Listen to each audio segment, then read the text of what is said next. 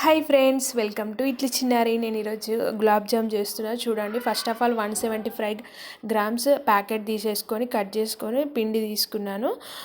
తర్వాత మనం పాలను కొన్ని కొన్ని పోసుకుంటూ కలపాలి. పిండిని మరీ ఎక్కువ ప్రెస్ చేయకూడదు.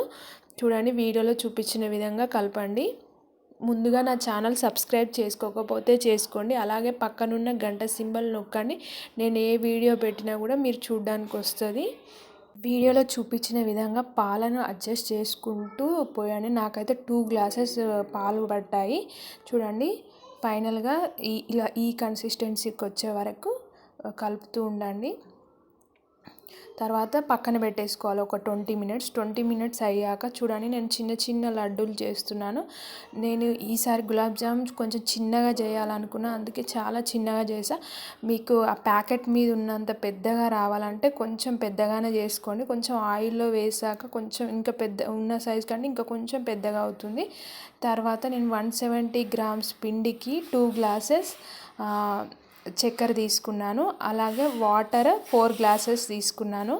మామూలుగా అయితే 1.5 గ్లాస్ అయినా సరిపోతుంది. చాలా స్వీట్ ఉండాలనుకుంటేనే 2 గ్లాసెస్ తీసుకోండి. 4 గ్లాసెస్ వాటర్ అదే చిన్న గ్లాస్తో తీసుకున్నా. చూడండి, చక్కెర కరిగే వరకు గ్యాస్ పైనే ఉంచాలి మీడియం ఫ్లేమ్లో. గ్యాస్ ఆన్ చేసి ప్యాన్ పెట్టేసి ప్యాన్ వేడయ్యాక ఆయిల్ వేయాలి. చూడండి, నేను ఆయిల్ మీడియం టు హై ఫ్లేమ్లో పెట్టొద్దు. మీడియం ఫ్లేమ్లో పెట్టి ఆయిల్ వేడి కాగానే వేయాలి. మనం నూనె కాలింది అని తెలుసుకోవడం ఎలా అంటే, ఒక చిన్నది వేయగానే మామూలుగా అన్నీ అయితే పైకి వస్తాయి, ఇవి పైకి రావు, జస్ట్ బబుల్ వస్తాయి చుట్టూ. అట్లా వస్తే ఆయిల్ వేడైనట్టే. మరీ హై ఫ్లేమ్లో పెట్టేసి గులాబ్ జామున్ కాలవకూడదు. మీడియం ఫ్లేమ్లోను, సిమ్ టు మీడియం ఫ్లేమ్లో పెట్టండి. చూడండి, కొంచెం మనం చేసుకున్న దానికంటే కొంచెం పెద్దగా అవుతాయి. మీరు మరీ పెద్దగా గులాబ్ జామ్స్ కావాలంటే ఇంకా కొంచెం పెద్ద సైజ్ చేసుకోండి. చిన్న నిమ్మకాయ సైజ్ కంటే నార్మల్ మీడియంలో చేసుకోండి. నేనైతే చిన్నగా చేశాను. ఇలా కూడా చాలా టేస్టీగా ఉంటుంది. ఈ మీడియం ఫ్లేమ్లోనే కాలవండి గులాబ్ జామ్స్, ఎందుకంటే పిండి ఉండకుండా చాలా పర్ఫెక్ట్గా వస్తాయి. కొంచెం బ్రౌనిష్ కలర్ రాగానే తీసేసుకోవచ్చు. అన్నీ ఒకేసారి కూడా వేసుకోవచ్చు. నేను ఇలా వేసాను. చూడండి, బ్రౌనిష్ వచ్చాయి కదా. ఇలా స్పూన్తో అటు సైడ్ కలపాలి. అంటే డౌన్ టు అప్కి కలుపుతూ ఉండాలి.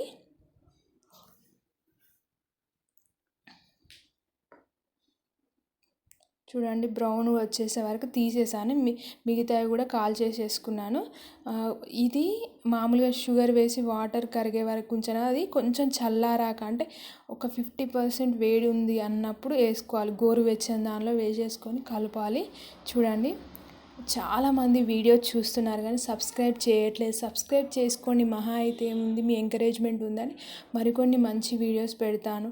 అలాగే వీడియో నచ్చినట్లయితే లైక్ చేయండి, షేర్ చేయండి. చాలా టేస్టీగా ఉంది. నేను టేస్ట్ కూడా చూశాను. మనం అందులో వేసాక 1/2 అవర్కి టేస్ట్ చూడాలి.